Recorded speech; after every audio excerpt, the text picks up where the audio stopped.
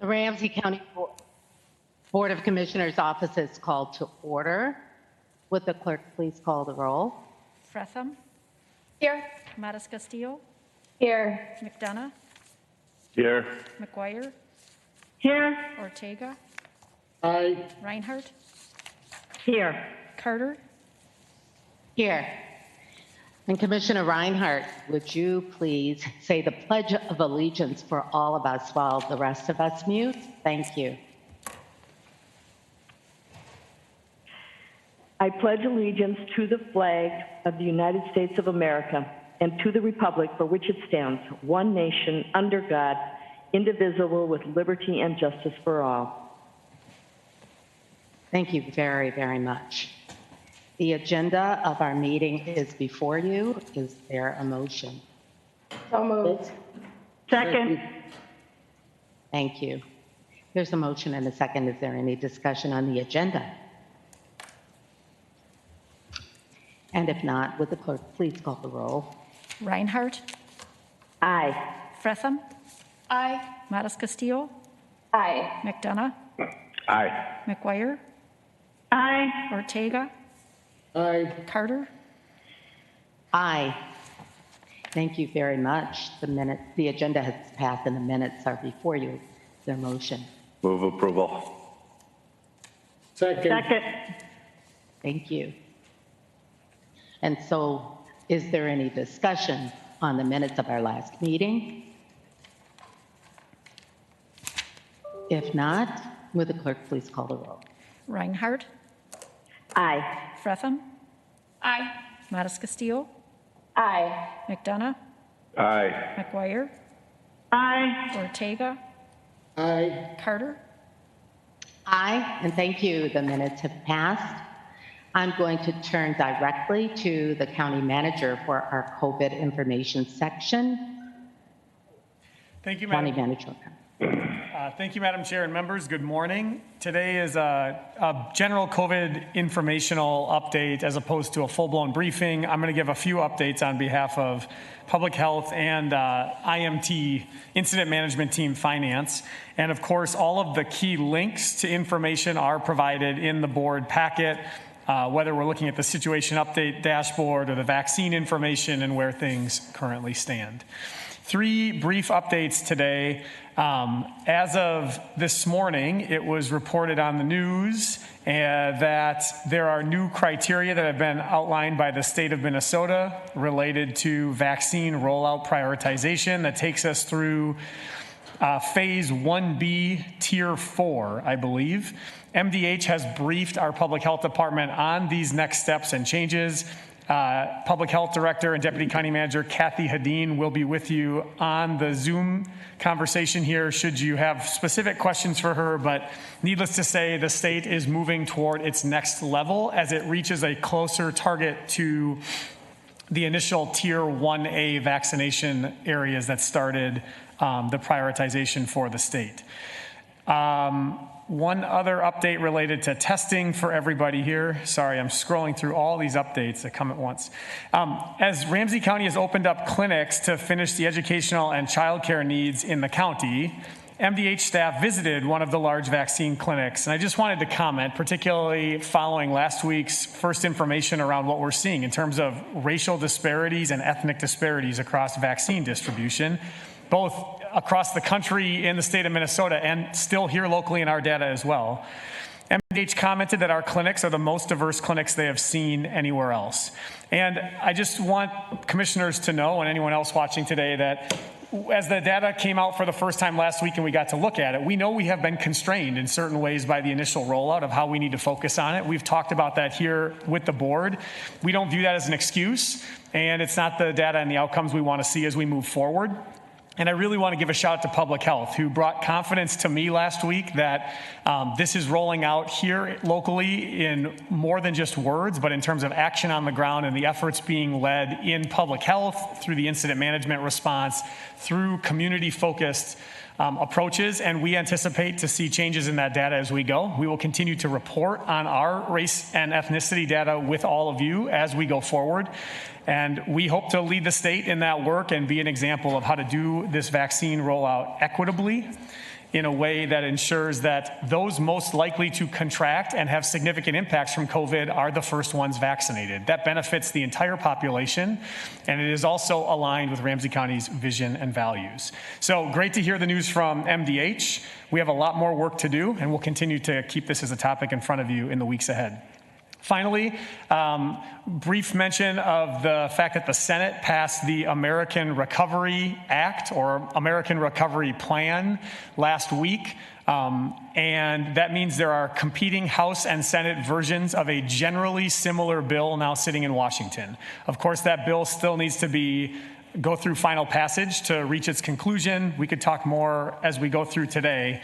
But at a high level, Ramsey County is set to receive a disbursement in federal aid across the next 2 years that in total would equal approximately the same amount as what we received in the first Federal CARES Act. It's very similar in terms of overall size.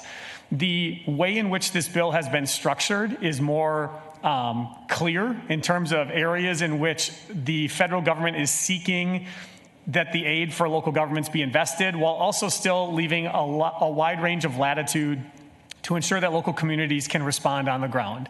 Simply put, as we have been talking here about the need for local aid to help support a robust coronavirus response and recovery across our community, this feels to be a significant step in that direction, and we thank our federal delegation for their work to this point and urge final passage of a bill in the days ahead. And as we look at the bill, this bill is also set up recognizing that recovery needs to be a part of the entire response. The time horizons look to be longer, out to 2024.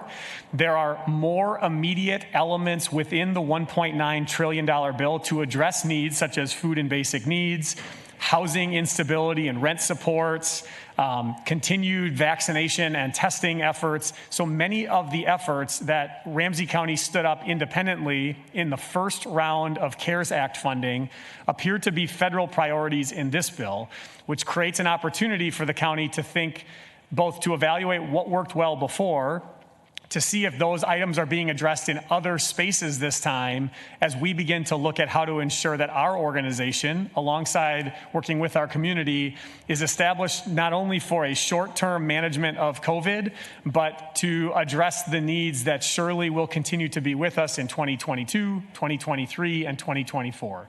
So much more to come. There's a lot we still do not know, but I wanted to raise with you what we have sort of felt and know to this point, and to express the piece around the timeline for this funding bill will likely feel a bit different. It gives us a chance to be more strategic and more planful with the board and community as we move ahead. With that, Madam Chair, Kathy or Alex Kutz is here as well on the finance side. We'd be happy to take any questions that you may have related to COVID-19.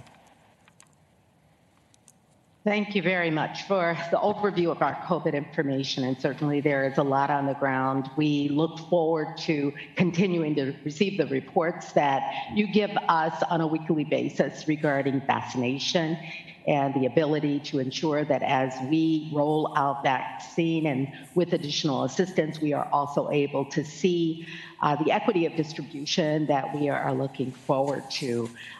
Certainly reiterating the thanks to our partners, our national partners, for the work on the COVID relief bill, and we look forward to seeing that voted on in final in these coming days, today, tomorrow, and being signed by the president, so that that assistance can be on the ground for us here as we work to recover. I see a couple of hands, one from Commissioner Fretham and then Commissioner McGuire. Commissioner Fretham. Thank you, Chair Carter. I actually have a testing question. I know a lot of our focus is on vaccination right now, but with, as Commissioner Mattis-Castillo mentioned, her sons are back in school. My daughter will be going back next week for 2 days a week. And I know the recommendation is that families should be testing every 2 weeks proactively. I'm wondering, are we seeing any sort of increase in testing for families and whatnot in light of this guidance? And are we doing any partnership with schools to ensure it's easy for families to do that? I know it's easy for my family to drive down to Roy Wilkins, and we've done that a couple of times already and plan to do it this week, but not everyone has that opportunity and access. So wanting to hear more about that. Madam Chair and Commissioner Fretham, thanks for the question. You are correct. The recommendation is that families with children in school or youth in school do get tested every 2 weeks. This is a recommendation of the Minnesota Department of Health. It's a good recommendation.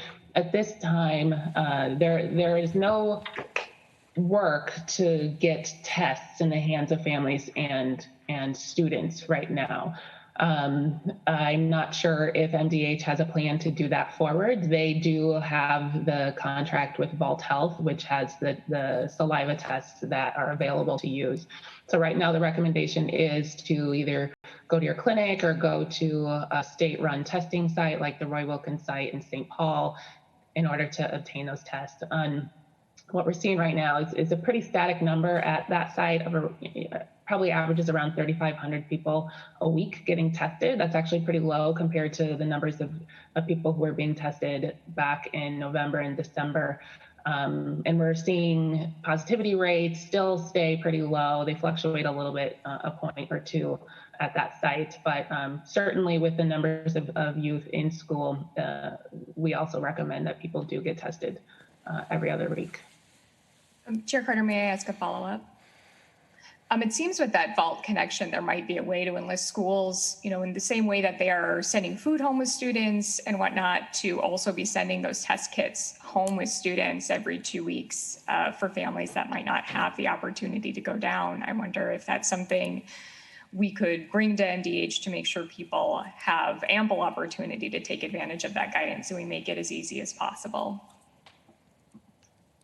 Madam Chair and Commissioner Fretham, I think that's a great suggestion. The hard part about doing the home tests is if you haven't done one yet, you do have to call into a Vault provider, and you do have to be able to provide that saliva test on screen. And so if there are access issues to getting on the internet, that is also a different barrier, but it is an alternative that I would be happy to pass along to MDH as an opportunity to get more tests in the hands of our students. So thanks for the recommendation. Thank you again, Commissioner Fretham and Commissioner McGuire. Thank you, Madam Chair. And I'm going to ask a couple of questions of Director Hadeen and Dr. Ogawa that are out there. I mean, I think I hear people asking them all the time, and I know on media they're answering these questions. But now that more and more people are getting vaccinated, and a lot of seniors are getting vaccinated, they're wondering if they can start meeting with their families again. And, do they still need to be wearing their masks? And I just think it's that we need to keep telling them what I think, but I'm gonna ask you what you think. And I think it's keep wearing your masks and still use caution in large group meetings. But if you could just give us additional, guidance and reminders of how we should be acting now that more people are getting vaccinated. So actually, Chair Carter and Commissioner McGuire, thanks for that question. And actually, as of yesterday, the CDC came out with brand new recommendations regarding gatherings of individuals who are all vaccinated. So we have to start with that statement. Anybody who, if people are gathering, if they are all vaccinated and 2 weeks post their second vaccination or considered fully vaccinated, they can actually remove their masks. Yeah, yep, I saw you say, wow. But it has to be everyone vaccinated. And the idea behind that is that the risk of vaccinated individuals, we already know, is low to be carrying, not zero, but low. And then if that's low and the other people in the room are also protected with vaccination, then it drops even lower. So the only caveats that I tell people when it comes to this is that, again, we still don't know 100%. And if not everyone is fully vaccinated, this doesn't hold true. So if all grandparents are vaccinated, but grandchildren are involved who aren't able to be vaccinated, or if family members who haven't been able to be vaccinated yet are involved, doesn't count. Then everybody is still masked. But if if seniors who are all vaccinated want to play poker together, then they can all be unmasked. Bridge, excuse me, not poker, bridge. So that did just change.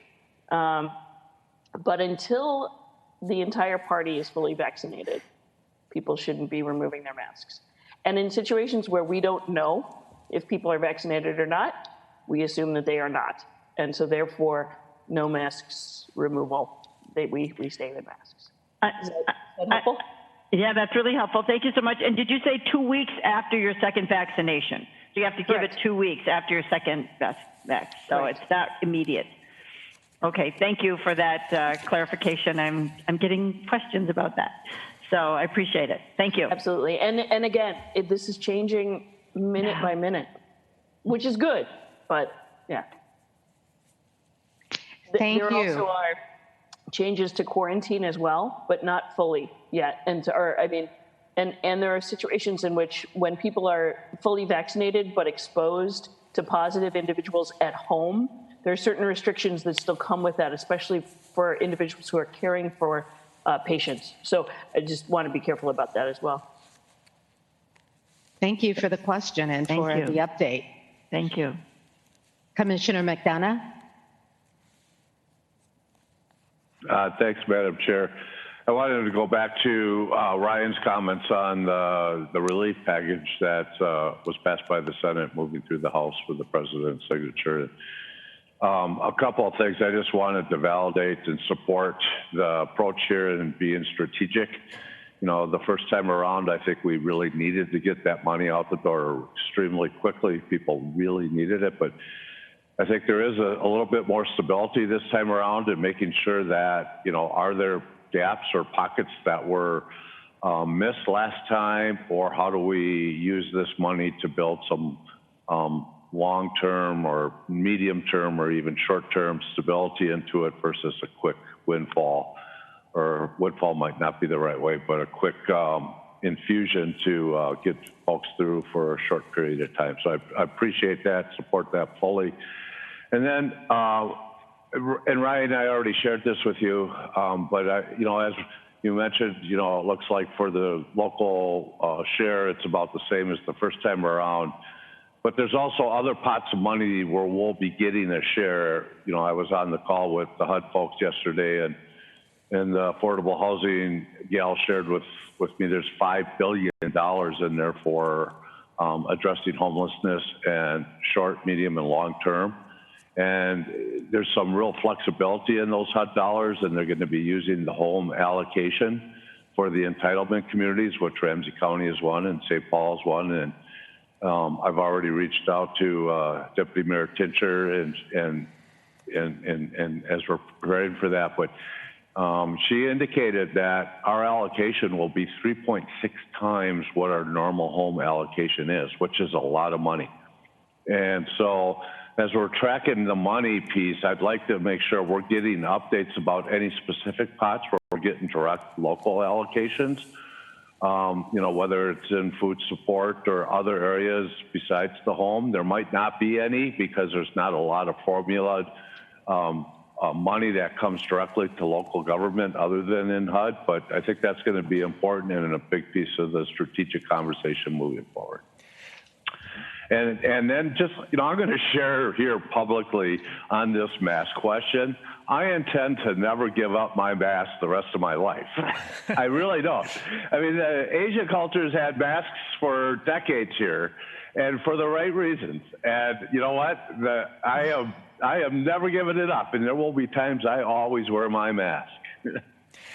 Madam Commissioner McDonough, I'm sorry, and Chair Carter. The reality also is that flu numbers are exceptionally low this year. And so I'm just going to give a little bit of a push for the fact that I will not take your mask away, Commissioner McDonough, I promise. Madam Chair, Commissioner McDonough, if I could add to the first part of the comment, and I want to be a little more specific even of how we've been thinking about it so far in the last, I mean, we've had 48 hours, right? It's all happening real quick. But I also want to appreciate this board's initial areas of prioritization and investment in the community, because you can see alignment now with the federal government that has occurred, which is a validation, in my view, of where we worked with community to choose to invest. There are billions for childcare providers as currently listed in this bill, which has been an ongoing question. I saw Commissioner Fredham smile, but in particular, that's been an area asked about. And we think that will address many of the needs that did not get met in the first round. Food shelves and other SNAP benefits are clearly mentioned. Money to families with children has been a big piece to this bill, but a significant income support to families who have been making very difficult choices about whether to go to work or stay home and take care of children. The direct payments, which often get a lot of publicity, are occurring again and are not an insignificant amount of money. The housing supports Commissioner McDonough mentioned, and continued investment around testing, vaccines, and all the school infrastructure as well. We are putting together a chart that will look at the areas we made investments in during the first CARES Act and trying to identify if there are federal investments being made in those areas in whatever bill ultimately passes. And we're assuming that in many of those areas, as you just heard, there will be. We will add a piece here about whether or not it's a direct allocation to the local community or whether it's a federal pot of money that an individual could access or that we may need to competitively compete for. That's a good addition here today. And so we'll come back with that chart and share it with you, but it was a large relief to many of us who started looking at this to see that many of the most urgent needs that we would otherwise have to spend, we spent 80% of our last bill on these types of expenses, are not going to be the things that take up that money out of the gate, which allow us to think more strategically about supporting the community in the medium and hopefully long term. So again, thank you for the question and for all of the responses indicating the help to come, which we'll be looking forward to hearing more about. Let's see. I think I have next Commissioner Reinhardt. Yes. Thank you, Madam Chair.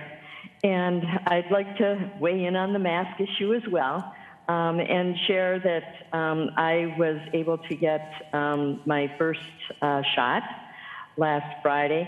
After a long time, there were, yes, I was clapping as well. But there were times that I was asking about, okay, am I really on a list? There's a lot of questions out there about that. Well, and so whenever I was told to sign up or got something that said I should sign up, I did. So I've gotten several emails over the last weekend saying, hey, you can get your shot now, when I already have it. But I was able to, at least in one of the cases, say, thank you so much, but I've received the first one, and I got a response back. I think that was from Vault, actually, saying, thank you for letting us know so that we can move on. So, but it was really such an impressive setup. My shot was at the Mall of America, and they have it set up so that it is so easy to go through. You are always safe. You've got the footprints on the floor. You've got people guiding you where to go and where not to go. I was so impressed with all of the people that were part of that, and I'm assuming that the large vaccination sites and others that are smaller even have those same protocols set up. So I just wanted to share my experience because I thought that it might be helpful for others to know that, yes, you are in the system if you have signed up, and that when I was notified at about noon or so on Friday, and I was getting my shot at 4:15. And scheduling the second shot. So it is pretty quick and easy to do, whether it's via, it's all electronic, whether it's through the mobile phone or other email or however it comes through to you. It is relatively easy. And the after process, all of it, I was just so impressed by it. And so I wanted to share that with folks who have some apprehension about going into that setting. As far as the masks and being vaccinated, they were very clear about the fact that we should still wear our masks. And clearly, I'm not at the 2 weeks after or fully vaccinated yet. But even then, they were very clear about the fact that we should wear our masks. Part of that is because, yes, I mean, the most important purpose of a mask is so that you don't spread it to somebody else. And they don't know if, even when you are fully vaccinated, if you can still carry it and spread it to someone else. And so just as before, when we were putting our masks on, it's to protect the people that we love and care about, or people that we've never met before, but suddenly we're in a position where we are meeting them, to protect them. And in the process, if others have masks on, they're protecting you as well. So for the occasional bridge game that you're talking about, or something like that, but that's honestly, it's pretty much saying wear your mask anyway, because how do you know if everyone is vaccinated and is 2 weeks out and all of those things? It has to be a pretty small setting, I would think, to do that. So wearing a mask is what I will continue to do as well. As far as the federal funding, I think that when we talk about the fact that if there were gaps, we know there were gaps, especially with some of the small businesses, the niche businesses that didn't neatly fall into one of the categories. And so I think, and usually those were small businesses, and so it made it more difficult. So I am really pleased with the fact that we have the America Recovers Act, or anyhow, the new money. I'm really glad that we have that, or will have that. And I know that the goal is to have everything signed by the president by, I think, March 15th because of the unemployment benefits. So I am looking forward to that happening for all, even if you're not a person that qualifies or necessarily needs some of that, the small business money or rental assistance.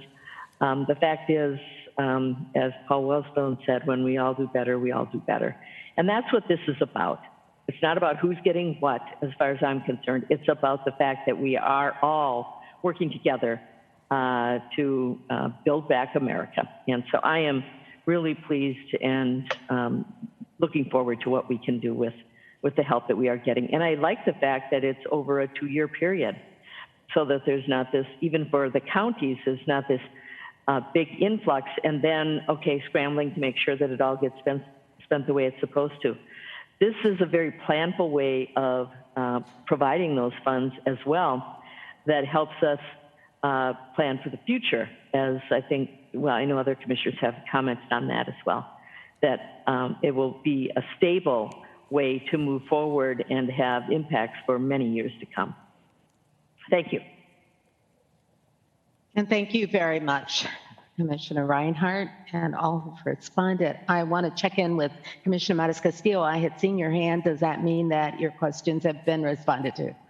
All right. Thank you, Commissioner Carter. My questions were answered, and I just wanted to agree with Commissioner McDonough on taking our time to really look at how we can use this recovery funds to improve not just a recovery from the pandemic, but really to think about how we're taking into account all of our goals and visions for the county to make sure that we're addressing the previous maybe recovery from our entire history where there are racial equity issues and health equity that have been highlighted by this pandemic and more, so that as we're investing, we're taking a look at that long-term recovery and not just a short-term window. Thank you very much. And also, I want to just thank all from Public Health who are here with us, Laura and Dr. Lynn and Director Hadeen, for being here with us today to answer our questions, and appreciate all you've shared. I'd like to turn this back over then to County Manager O'Connor for any final comments. Thank you, Madam Chair and members. We appreciate the conversation today on all of the various fronts, both as we continue to address the pandemic every day, while also looking forward at some of what we hopefully can do as the weather gets warmer outside. The last piece I will add is the continued talk in Washington about a broader infrastructure bill is actually quite important to the American Recovery Act, or whatever we're going to call this one, because that also shapes our prioritization and thoughts. And so continued advocacy and push for additional clarity around what that investment may look like, hopefully will be something that we get in the weeks ahead, and it actually matters a lot towards how we think about our COVID-19 response and recovery. Thank you, Madam Chair. Again, thank you. And so for a brief moment, let's have our mindfulness around the circumstances of COVID-19, the health, the economic, and the social crises that we have been in, about the hopeful work that is happening and the window opening toward the completion of these crises. As we move on in our meeting, let's just take a brief moment for that mindfulness. Thank you.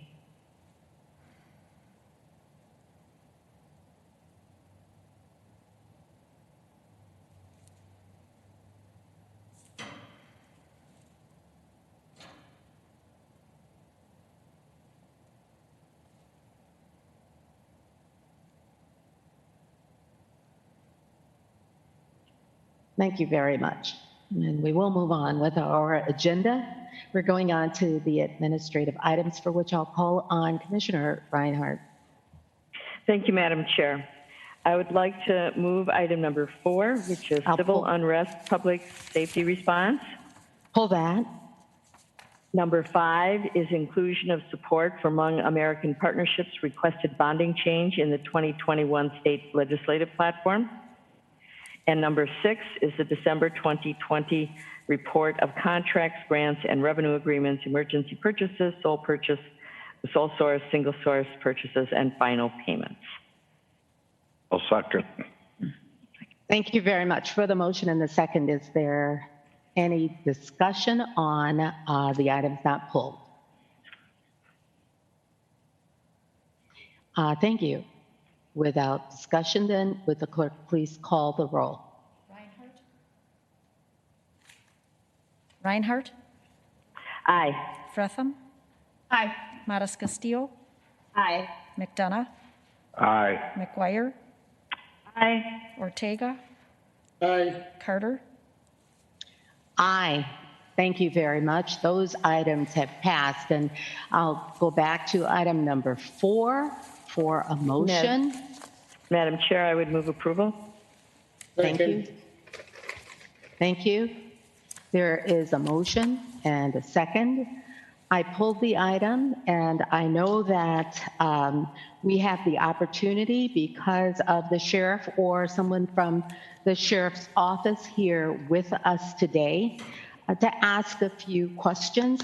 I had requested that we be able just to hear a brief summary of this. We do have a regular process of planning and preparing our budget. This comes out of sequence as a special request related to the civic unrest. And I would very much appreciate that board members have the opportunity to hear from our sheriff's office regarding this request. And I might add afterward also about our need for a comprehensive response in this regard. And I will be calling on the county manager's office to talk about the work beyond this specific request in relationship to comprehensive response. So I will call first on our guest from the sheriff's office. I believe I can see Mr. Kyle Neestad. Good morning, Chair Carter and Commissioners. Always good to be with you. I'm Kyle Neestad, the Sheriff's Office Director of Administration. I am joined by Mike Martin, our Undersheriff of Regional Services, who has the key leadership role in planning a lot of these operational pieces. I think I'll start to your initial question, Chair Carter. You're right, this request is outside of the regularly scheduled budget process or capital improvement project process, because these are unanticipated costs. So when the budget was built, we went through the CIP process and the budget cycle. We did not know about civil unrest. So to date, we've incurred about $300,000 in unanticipated personnel costs in the month of January alone for civil unrest. This request before us looks at obtaining funding from the Capital Projects Fund to provide equipment for our employees to assist with our response efforts. Thank you. Could you briefly summarize the equipment in the request, Mr. Mested? You bet. The amount is $175,000, and then I will defer to Mike Martin as he's played a key role in developing these requests and moving it forward for our office. Good morning, Madam Chair and board members. Can you hear me fine? Okay, thanks. I feel like the mask is muffling my voice, but great. During 2020, obviously after the death of George Floyd, we saw unprecedented levels of civil unrest in the metro area, but specifically in Ramsey County as well.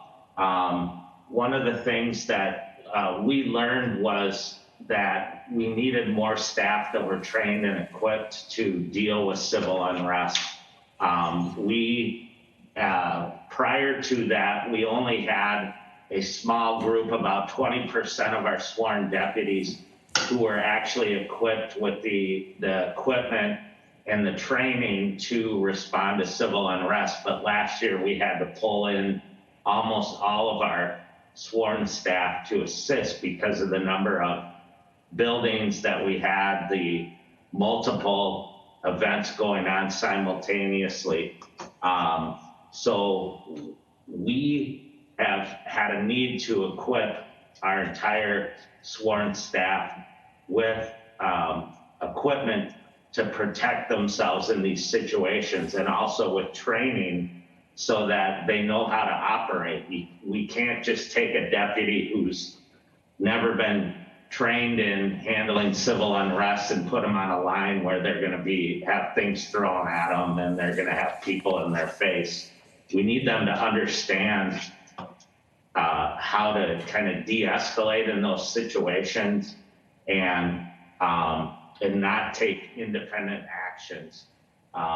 And part of that is they need to feel comfortable that they're safe and that they have the equipment and training to do that.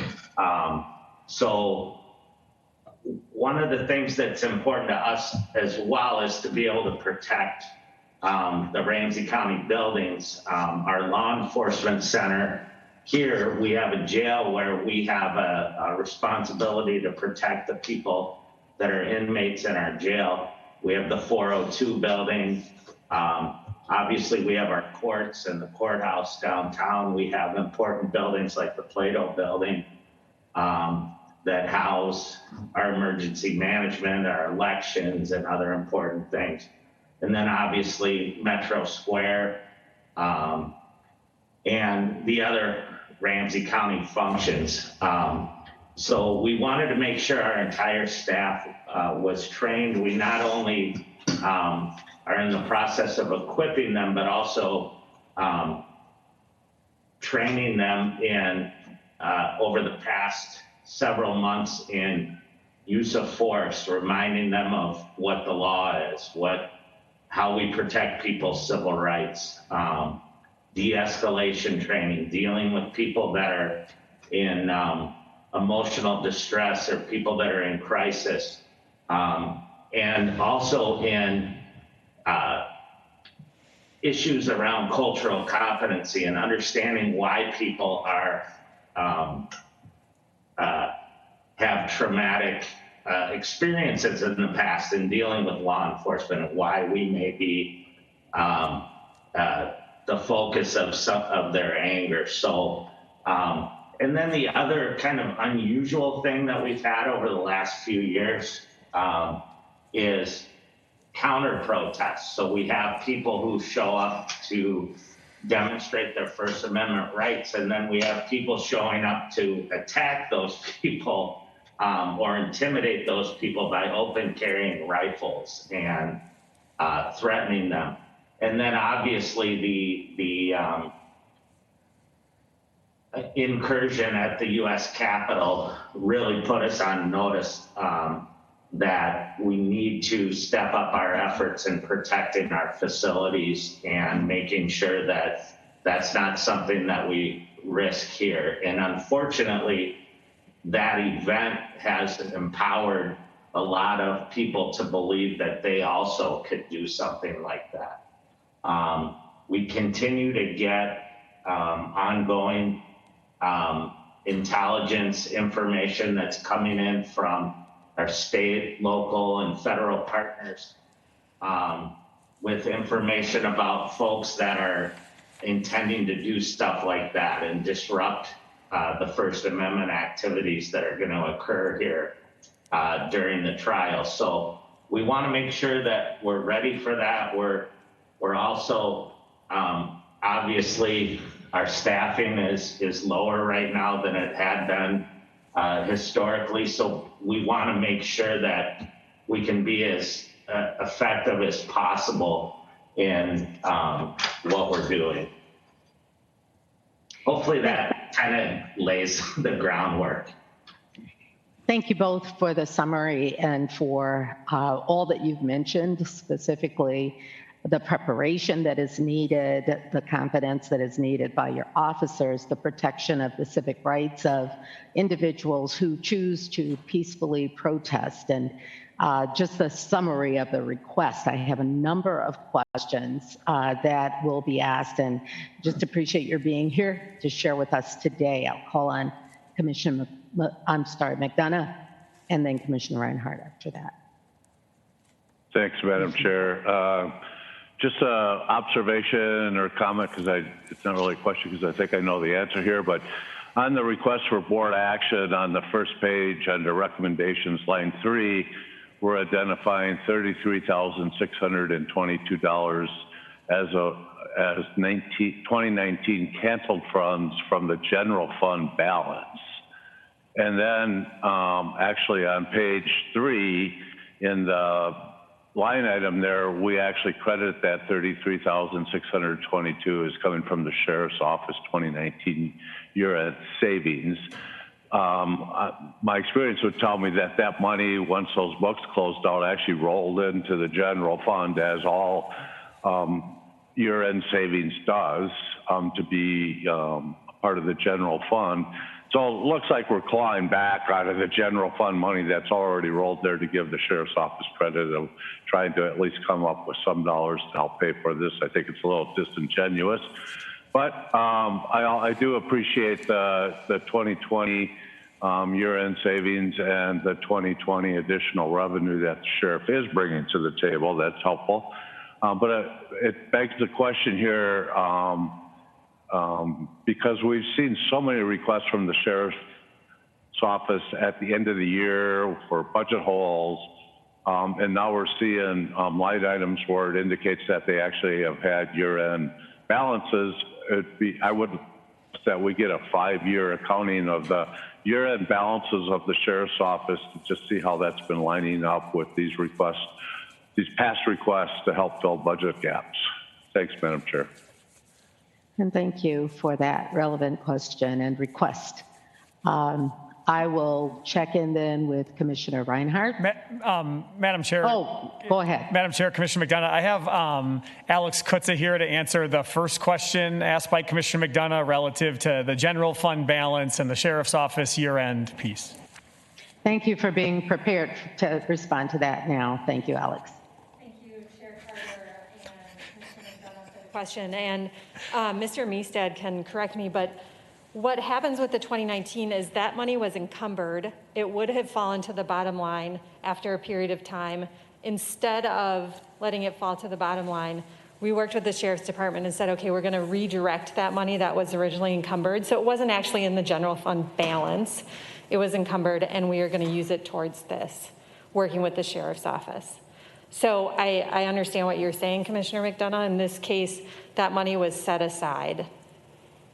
So, Madam Chair, that begs the question that do we need to change line 3, because line 3 does indicate that it's actually coming from the general fund, that it's already been in the general fund and we're pulling it out. That's a good point, Madam Chair and Commissioner McDonough. Let me text with my budget director to make sure I'm correct there. Thank you for the clarification there, and I know that we'll be able to hear back from you, Commissioner McDonough. Yeah, and Madam Chair, maybe just kind of a process question because my experience has indicated that as we officially close the books on a year, which is usually, well into the next year, all those fund balances roll into the general fund. Why wouldn't that money rolled into the general fund in 2020 when we closed the books? Why would that have just still been sitting there to be reallocated in 2021? Madam Chair, Commissioner McDonough, let me see if I can take a little bit of a shot at it with Alex at 1 year in this process. So the part that I will ask her to just get clarity on here as we're sitting here for a second is that departments do have the ability to encumber capital funds back to up to 3 years, or you encumber it during the year when the books are closing, but it remains as part of a rolling 3 year before it formally drops. So what I can't tell you just from looking at this right now is whether the 2019 had previously been encumbered or had dropped to the bottom line. You are generally correct in what you're saying. It's kind of a two-stage process of dropping out of the operational budget, and it has an opportunity to sometimes allow some of it to be encumbered based on the county's fund balance policy about where money goes based on where the overall general fund balance sits. And I didn't want to lose the other part, if I could just add to it. We will supply the board with the request for the 5-year rolling year-end balance from the Sheriff's Office as requested previously. Thank you. Madam Chair, I'm sorry. Go ahead. Because I think this is important, right? Especially when we've had the Sheriff's Office coming, I think last year was like over $1 million. He asked his board to approve to help fill his year-end spending gaps. And now we're being shown a budget detail here that indicates that he had year-end money. And why was that not year-end money not attributed to help buy down some of the requests in the past? So just, I think it would be helpful to get that 5-year piece, but then maybe peel that onion back a little bit more. Why weren't these dollars already allocated to past overruns and overspends in the sheriff's budget? Madam Chair, Commissioner McDonough, the general point, regardless of the minutia, the general point about year-end balance and coming back and requesting is well taken. I will ask Finance to prepare a memo that details all of that information that we can share back with you as a part of the record for this conversation that addresses both that specific question about the how and why there are any balances sitting there, in addition to what do the last 5 years look like. Thank you for clarifying the questions and also for the research that is being done. If we have the opportunity to hear back from Finance before we've completed our questions, we'll do that. And we appreciate the 5-year review that will be coming back to us. I'm going to move on then to Commissioner McGuire. Thank you, Madam Chair. I appreciate this. Yeah. Yeah, it was Commissioner Reinhardt. You can. I had lowered my hand and then okay, gotcha. I understand. Thank you for your tolerance. Then Commissioner McGuire, I'm going to go back to Commissioner Reinhardt because she was first, and I didn't. And I'll see be her quick. there. I just didn't want to lose my place in line here. And I do think, I had very similar questions to Commissioner McDonough regarding the year-end savings and even the additional revenue. I realize that these are capital funds, but at the same time, it just seems there's a inconsistency between what we're being asked for and what we are showing here. But I wanted to, for the people that are listening especially, to understand what this money is being used for, and specifically because to me it was important when I was reading through this, reading through the materials. The equipment includes helmets, eyewear, gloves, shields, knee pads, and first aid kits. And to make sure that they have the proper equipment. And that's what the Deputy Martin was talking about as well, and Mr. Meestead. And so I think that is important because it protects the officers, it protects the public, and that's what we're all about here when we were talking earlier about masks and continuing to use them. When you're in a setting like this, obviously you need to make sure that you've got all of the necessary equipment that you need. And so the other thing is the fact that we've got, and I think is significant as well, is that all of these funds will be placed in a project account created by this action and tracked, and any unused funds will return to the Capital Project Fund at the end of 2021. And the fact that we're also, as we always do, are trying to find out if there are other places where we can get funds to help with some of the funding opportunities that may be out there for this area.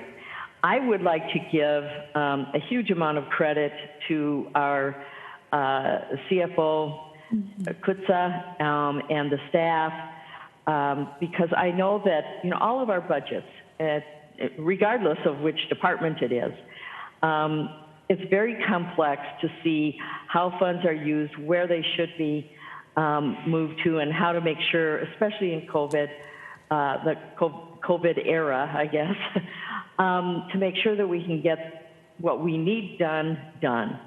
And I think this is an example of how they work through some very complex funding sources and where things should come from and how to track it. Tracking is incredibly important. People expect us to be accountable, and we need to be. And we've always been very careful about that. But I think this really shows through or highlights how much our finance staff really is a driver of how we are implementing the board's goals, vision, mission, but also how we are able to maintain our AAA bond rating and how we actually do our financing. So I think that, again, those things were important to me as I was reading through this, because we talk about prosperity, opportunity, well-being, and accountability. And sometimes we don't express that to people that are watching, just how much we hold everyone in the county accountable for the funds that are being expended. Thank you. Thank you very much for underscoring those points, Commissioner Reinhardt. And I believe I'm right, Commissioner McGuire actually is next. So I'll call on Commissioner McGuire. That's fine. I always appreciate the questions of my colleagues, so I'm happy to follow them, and they always ask great questions. And I can just add on my questions to theirs. I'm glad they asked what they did. So I have been listening to what the description of some of this is, and a lot of it was referred to as training, and I don't know that I see as much of that in the narrative. But just to talk a little bit about training, because I'm just curious about the training that people have when they come to us. Like when you hire a deputy, what kind? It appears as though this is the kind of training they should have, would be to deal with unrest and to deal with things. This is what I think a deputy would be trained. I'm all for, learning more and continuing to grow, but it seems as though this is training that should have already been provided. So I'm wondering if you could talk a little bit about how we're hiring people and whether they are, whether this is part of the new training that people are receiving, and that we shouldn't have had to allocate, so much more for additional work, which is what I thought we would hire them in the first place to do. So if you could comment on that, and that would be for the sheriff's office.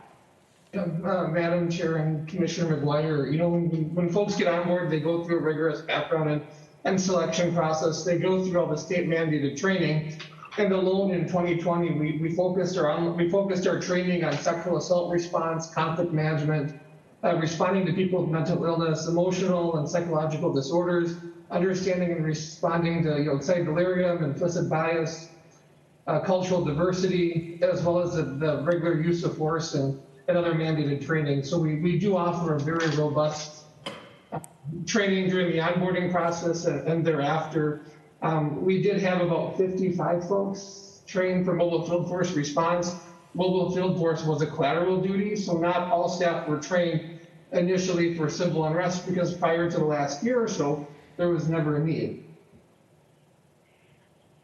It just makes me wonder what they're learning in school before they even come to us. If we're training on all of those things, what are they taking in sheriff's school?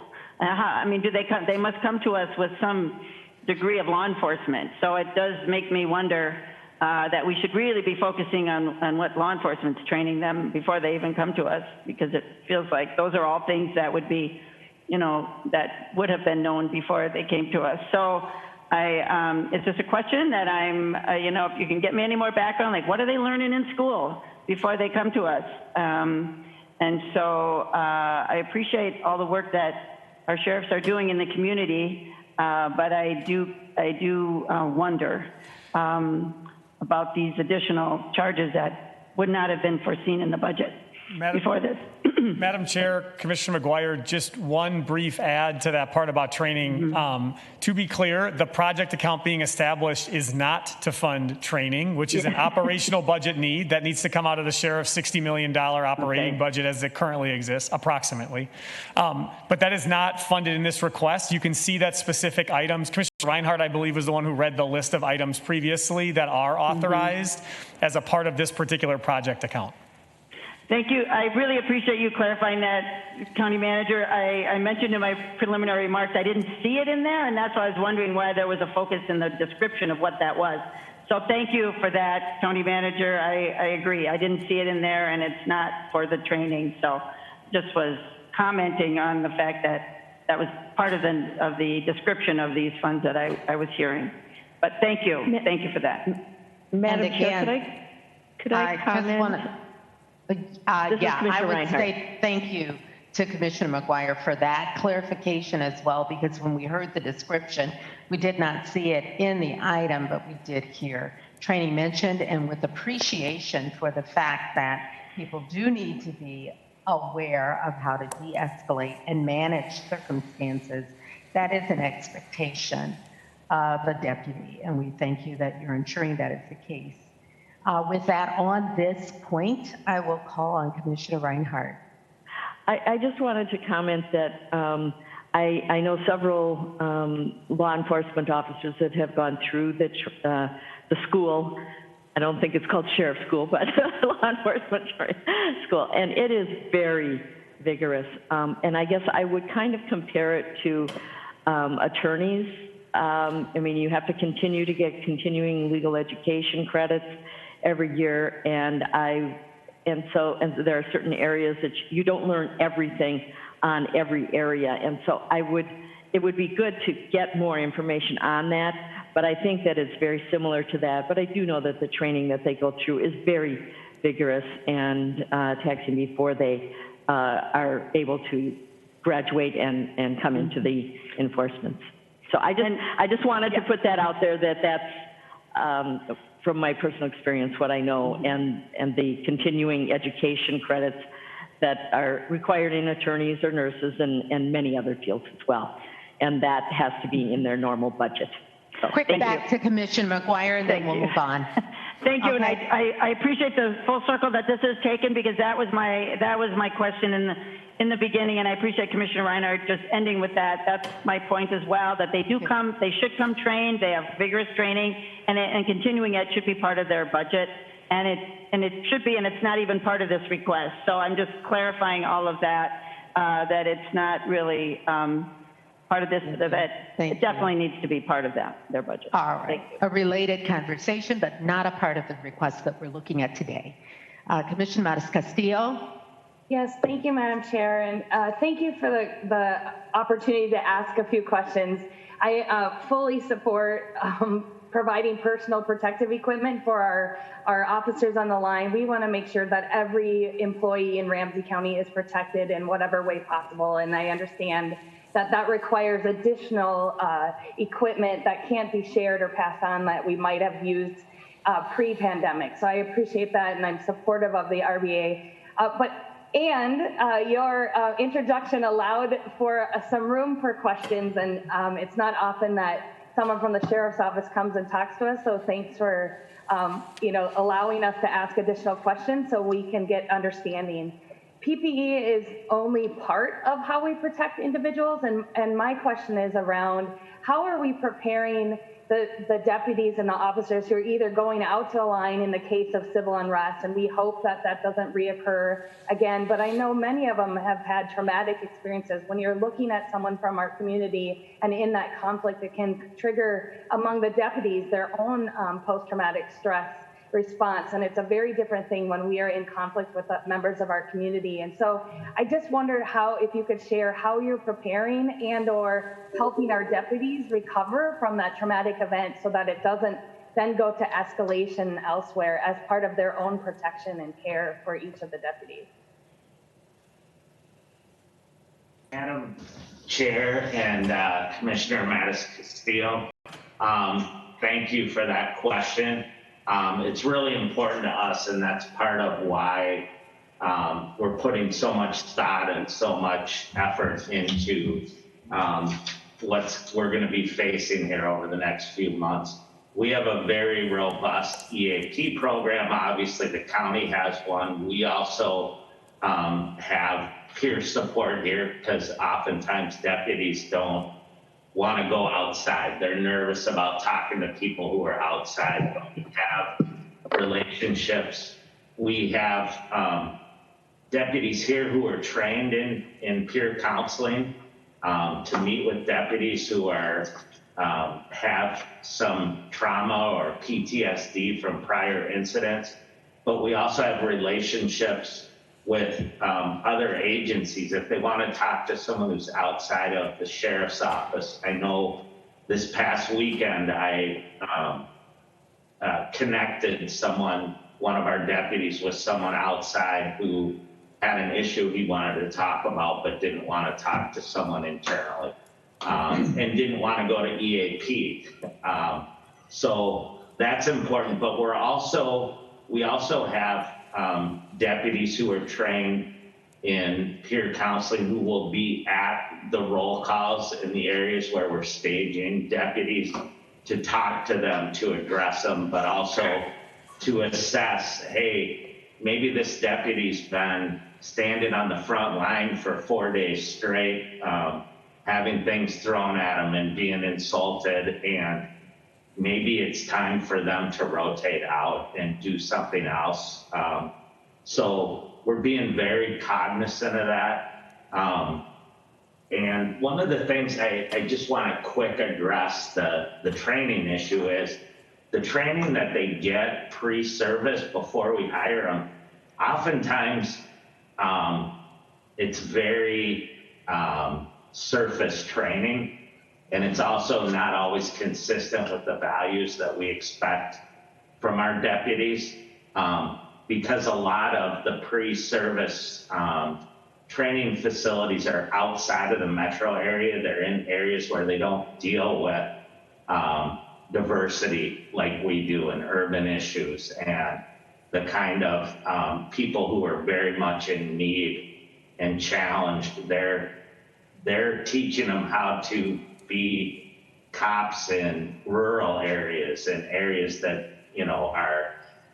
don't face the same kind of issues that we do. So it's important that we train them once they come here and continue that training.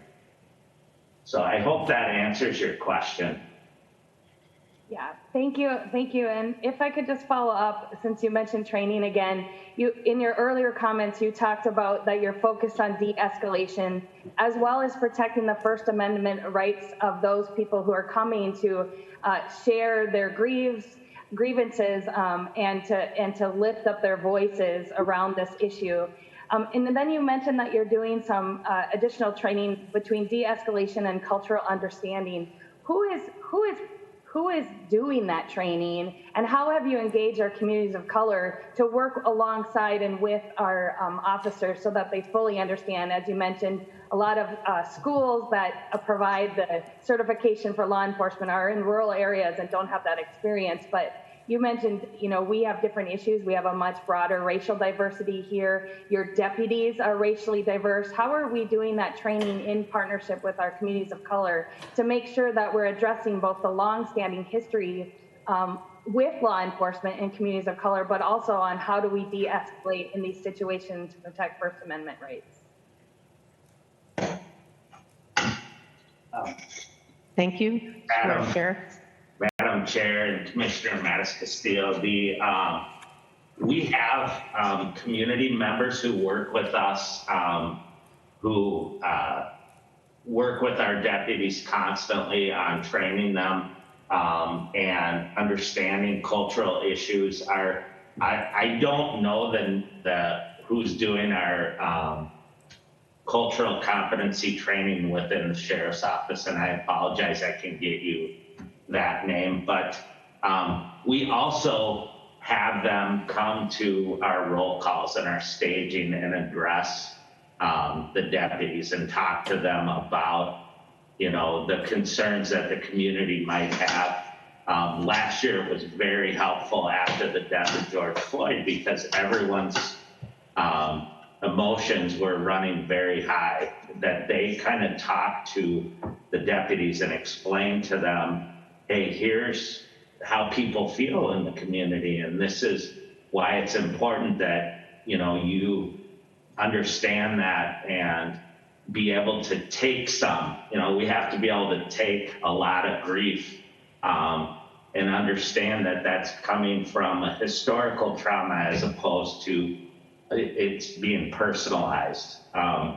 So that's very helpful for us. I'm on a group that's chaired by Prince Corbett to talk about the planning for this upcoming for the trial and the potential civil unrest we might have. Danny Givens is on that as well. There are other folks from the county as well as the city of St. Paul and emergency management folks on how can we communicate to the community? How can we kind of let them know, here's what we see happening today. Everything from this street may be closed down to, you might want to avoid this area if you're in a hurry kind of stuff.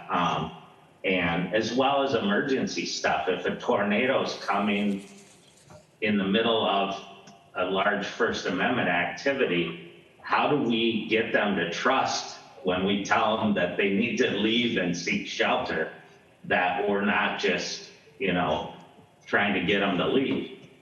So that's been very helpful for us, and then obviously we have our normal relationships that Under Sheriff Finney has with the community and talking to folks and bringing that information back to us as well. And I would add too, prior to COVID, a lot of all of our training was in person. We had actors, we had role players.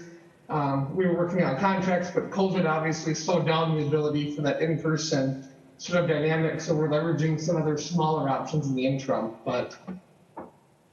I should also mention that everything that we're doing in concert with St. Paul PD, as well as our suburban agencies, so that we're all on the same page and can help each other. Obviously, last summer we had issues at Maplewood Mall and Rosedale and Harmar and a number of other retail areas where we had looting or people trying to loot. And so we're working very closely with all of our partners to make sure that we're all on the same page.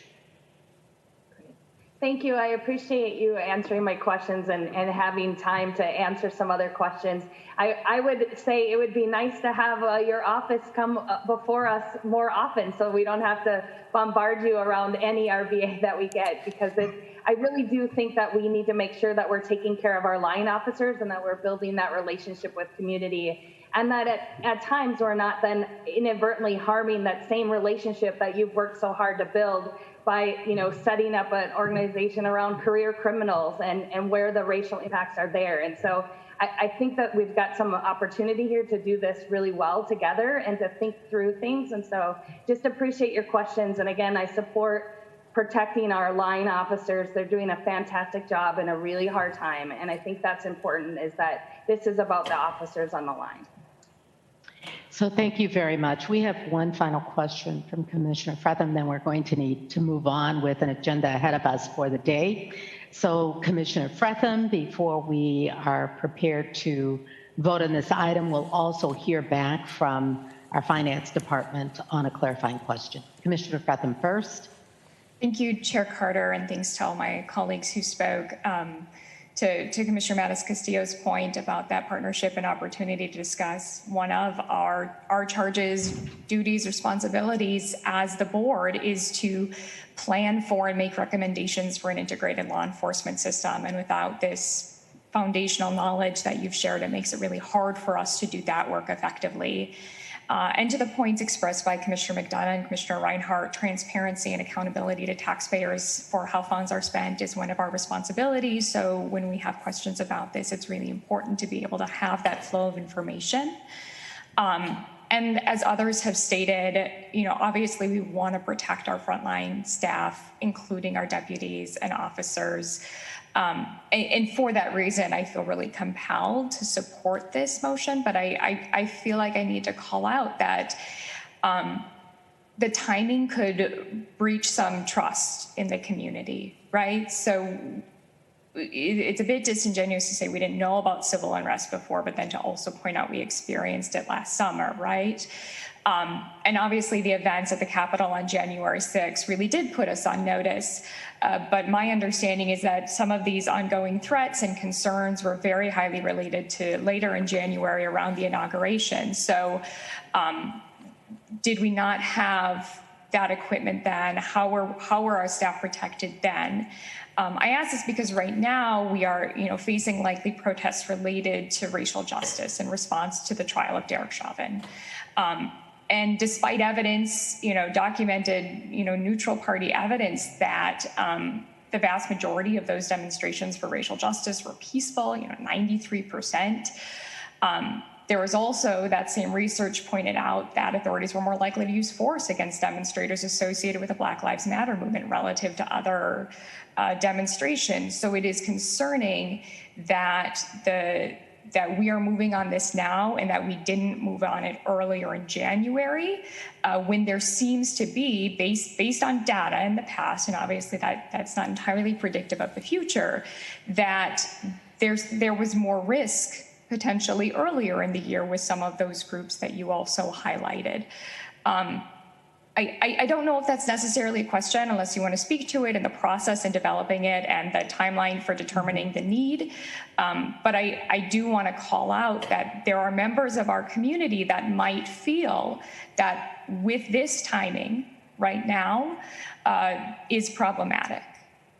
Despite what appears to be, from the way my colleagues have spoken, support and an understanding that we absolutely want to protect our officers. I'll go to the Sheriff's Office for any comment. I definitely appreciate those comments. I think it's important to understand that obviously we experienced what occurred last summer. Our deputies spent untold hours protecting people and protecting our businesses. And we've been planning since July of last year. The incident at the U.S. Capitol in January really raised our level of concern over the potential for actual violent things happening, and that's when we started really upping our planning in the areas of equipment and whatnot. We were already starting to look at expanding our training and our equipment, but yes, that definitely put us on a footing where we were more concerned. And what happened is throughout the month of January, we saw groups from the far right that were showing up trying to intimidate people who were protesting at the governor's mansion and at the state capitol and in other locations. And that was something that, quite frankly, we hadn't seen in the past. As a matter of fact, last summer, the folks that we saw who were identified Boogaloo Boys and Proud Boys were actually teaming up with some of the protesters that we had before because they're both anti-government. with some of the Antifa folks. I'm not talking about the peaceful people.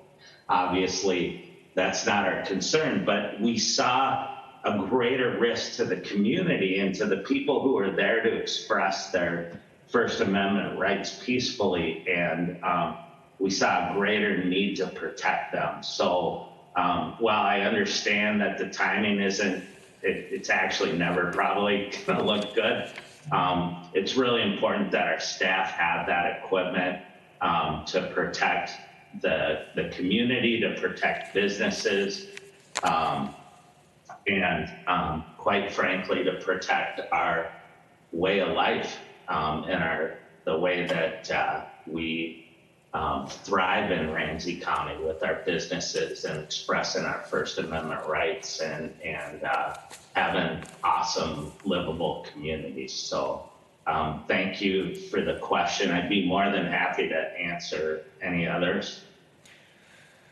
Thank you very much. I do not see other hands up. We appreciate your being here to comment regarding what we are seeing. And I do need to make certain that I go back to our Finance Director, Ms. Kutza, for clarification of the question regarding fund balance. Okay. Alex? Yep. Thank you, Madam Chair and Commissioners. So you're seeing me learn what close is like in this county, as this is the first time I am closing the books. So number 3 is correct. The action is correct. We can leave it as is. These funds were encumbered in 2019. We were made aware in 2020 that they were no longer needed. That means at 2020 close, they would fall to fund balance. And we are asking, the sheriff is asking to not to bring them out of fund balance and use them, which is why we came forward with the action, because they were 2019 encumbered funds. So Commissioner McDonough, you were right. And I'm learning as I go, and I appreciate your patience. I see the smile on Commissioner McDonough's face because he has studied this long and hard. And we appreciate your being with us, Alex, to clarify, and also as we learn forward the process together, exactly what this is, that the RBA is correct, that what we are voting on today is as it is stated in the documents. Thank you very much. Madam Chair, if I could really, my smile wasn't because I've studied this. My smile was because it's pretty scary of what 21 years of doing this will do to you. Yes. And Madam Chair, before we wrap up, there was one last question you had asked right at the outset. I wanted to make sure got answered as well. And so, thank you.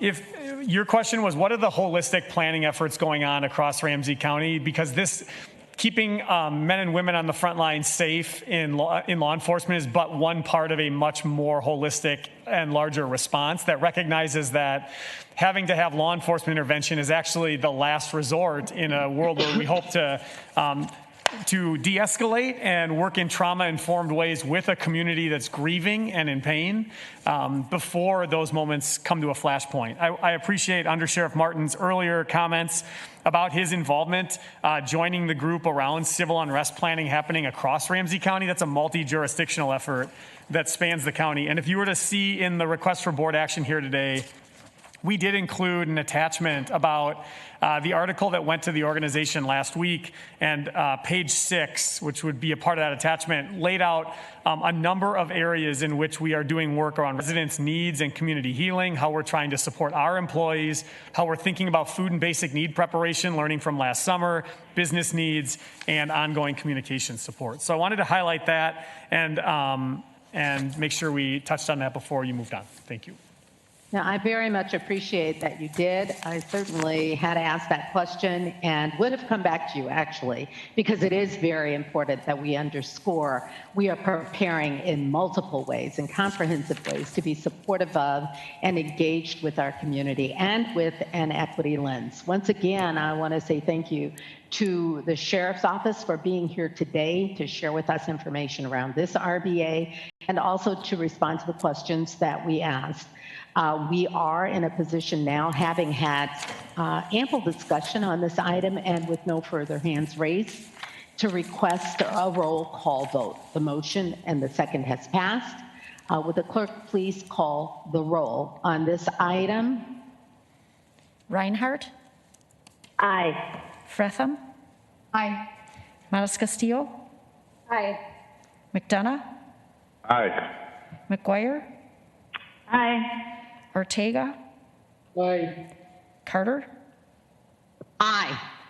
Thank you very much. The motion has passed, and we're moving on and toward completion of our meeting, as we do have a closed session following this, to the policy item on our agenda, which is an amendment to an appointment to the Ramsey County Extension Committee. We have 3 members appointed currently in a role that requests only 2.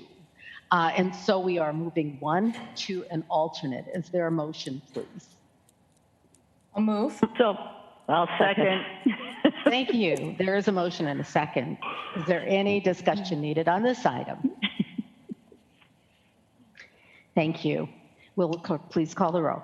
Reinhardt, Aye. Fretham, Aye. Mattis Castillo, Aye. McDonough, Aye. McGuire, Aye. Ortega, Aye. Carter. Aye. Thank you very much. And I'll call on Commissioner McGuire for our legislative update today.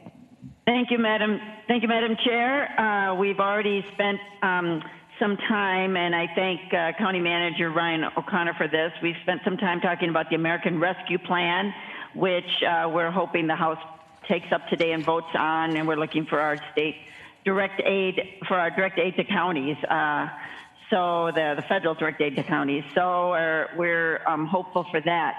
Also, as long as we're talking about federal funding, and then I'll move on to the state, the community project funding is the new name for earmarks, but it's also, member-directed appropriations.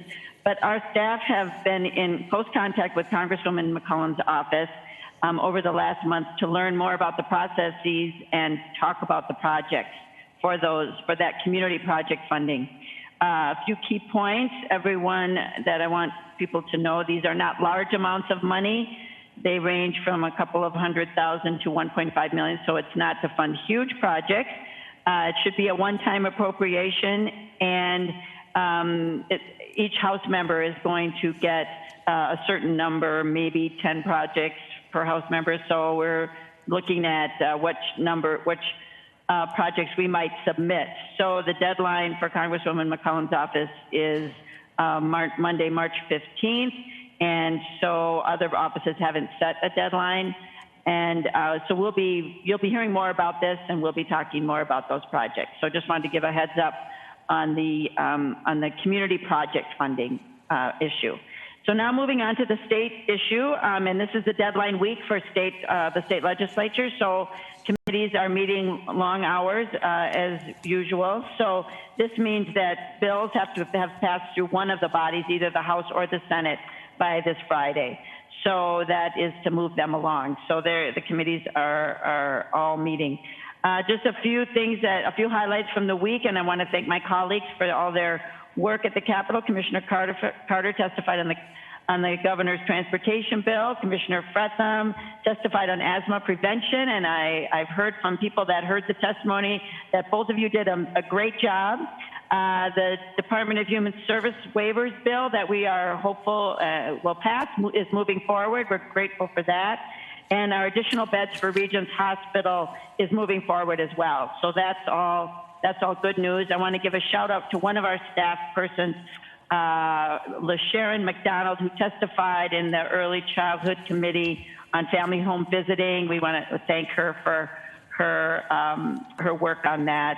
And we're grateful that the legislature continues to think about homelessness, and they have a new homelessness aid is proposed for counties. It's in committee, so it will be great if that could come through.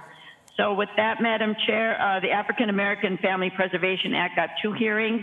So they're still hearing bills, and as I said before, this is deadline week, so we're just hoping that these bills get through at least the House or the Senate before the deadline. So with that, Madam Chair, if anyone else wants to comment on any of their testimony or anything that they've done, I would welcome that now. Thank you.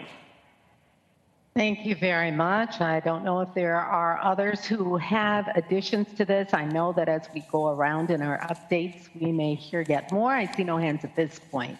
So thank you so much for your eyes out in the Legislative Committee, Commissioner McGuire, Commissioner Mattis-Castillo, for the work that you're doing on our behalf, and for everyone's participation in moving our legislation forward and being supportive at the legislature on items we care about on behalf of our communities. I'm going to check back in now at this point then with County Manager O'Connor on County Connections.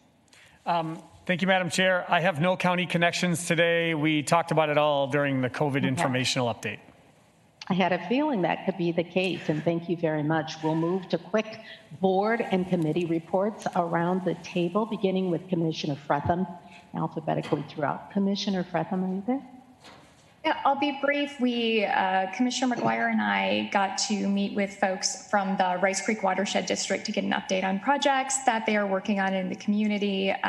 Great conversation was had, and exciting to see that the American Recovery Plan has funding for water infrastructure dedicated, because that was one of the things that came up in that meeting, which is also something that's been a big issue in the Ramsey Washington Metro Watershed District, that for us in Ramsey County, because we developed long before we knew the best ways to manage water. We actually have a pretty rural water management system throughout the county in a lot of places using ditches, and the opportunity to create better water management infrastructure will not only help us protect our waterways and their quality, but also protect homes, particularly our existing stock of affordable housing, because there are a lot that are threatened by floodplains right now. So exciting conversation.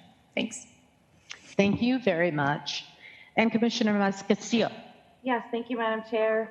A couple of quick updates. It is Women's History Month, and if you all haven't paused and shown gratitude to a woman who has made history, or birthed someone who has made history, I encourage you all to do that. We have tremendous women on our staff and throughout our county that are making history, and just want to take time to recognize them as well.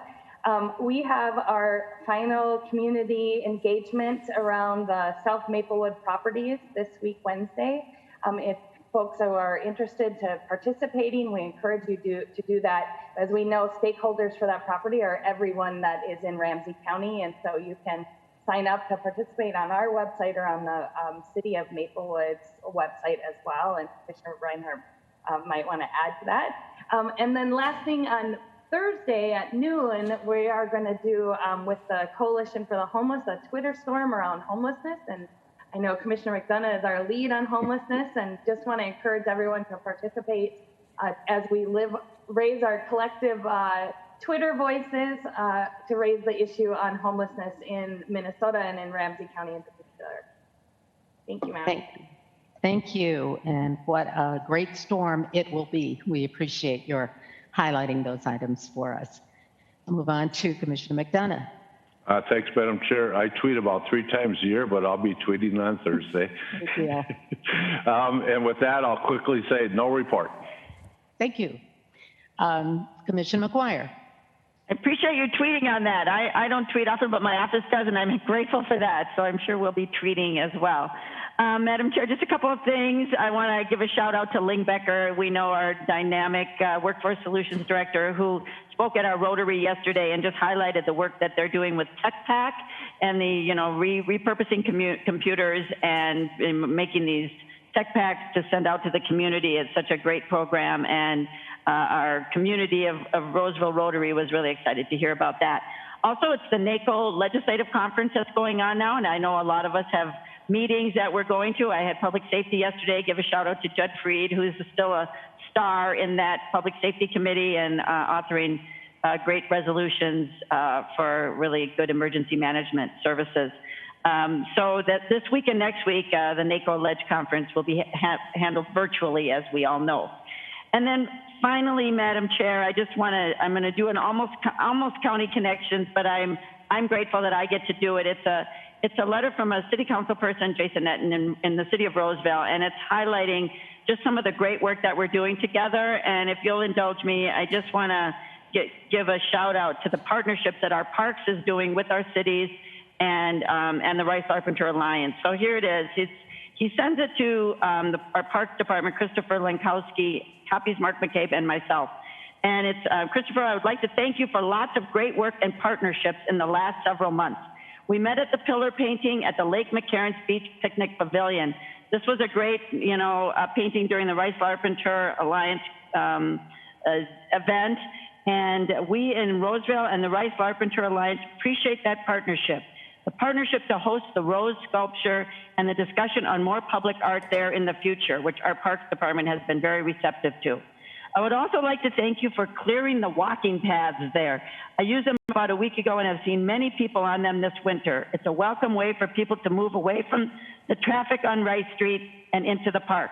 Finally, my wife and I have done a lot of cross-country skiing this winter. Your crew has done a fantastic job with maintaining the trails, signage along the trails, and providing information on the website. Thanks for all of this and the work you are doing across the county system to make it a top-notch part of our community. So those are lots of great partnerships. I want to thank our Parks Department for doing all their great work and just, for all of our relationships that we have with our partners. And so I just wanted to give a shout out to them. So thank you, Madam Chair. Thank you, Commissioner McGuire. Commissioner Ortega. Thank you, Madam Chair. We had a NACO Transportation Committee, 3.5 hours, and lots of discussion over, of course, infrastructure, roads and bridges and transit. A lot of discussion around the criteria for some of these programs as they get rolled out. Committee focused a lot on providing more flexibility than in the past for some of these dollars. So different communities could really tailor-make, use the money to address their particular needs. So it was a very good meeting in that respect. It's, given the current situation we're in, it's amazing to me, having done this for 26 years on this committee, that there's almost a unanimous trend across the country, no matter what part of the country you're from, about how we need to address infrastructure and bridge and roads and transit, but also asking for the flexibility that we didn't have in the past in terms of what are the regulations regarding these dollars. The other is Ramsey County, we had a community meeting with the West 7th Street Federation and the West 7th community regarding the Lexington roadway project that the county's been engaged with for the past year. And now we're going into the second phase, which will help connect Lexington Avenue, quite frankly, to the river.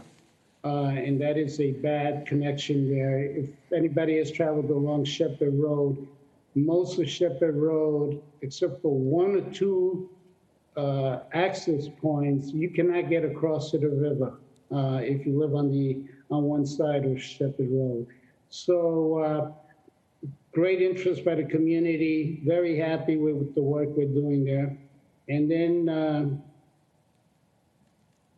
we met with Representative Horenstein, Commissioner Carter, Commissioner McDonough, and I regarding the language in the transit bill, of which we are trying to address.